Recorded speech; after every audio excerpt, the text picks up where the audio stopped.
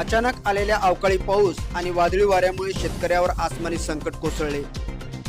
शेती पिकांसह फळबागेचे मोठ्या प्रमाणावर नुकसान झाले असून शेतकरी हवालदिवाल झाले आहेत। शुक्रवार रोजी सायंकाळी झालेल्या अवकाळी पावसामुळे ग्रामीण भागातील शेती पिकांसह फळबागेचे मोठ्या प्रमाणावर नुकसान झाले आहे। अवकाळी पाऊस आणि वादळी वाऱ्यामुळे रेणापूर तालुक्यातील पळशी शिवारातील दगडू गव्हाणे या शेतकऱ्याच्या 5 एकर क्षेत्रावरील केशर आंब्याच्या फळबागेचे मोठ्या प्रमाणात नुकसान झाले।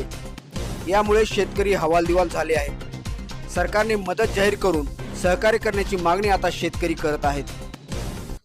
गेल्या 4 दिवसापासून वादळी पाऊस आणि वादळी वारं यांनी थैमान घातलेलं आहे आणि शेतकऱ्यावर आसमानी संकट कोसळलेलं आहे।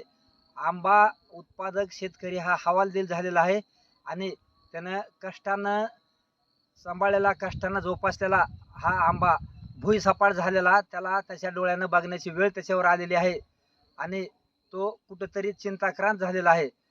तरी या झालेल्या नुकसानीची त्या संबंधित सरकारनं दखल घेऊन कुठंतरी या भोळ्या बाबड्या शेतकऱ्याला मदतीचा हात द्यावा आणि त्याच्या डोळ्यामध्ये आलेले अश्रू पुसून त्याला उभारी देण्याचं काम या सरकारनं करावं।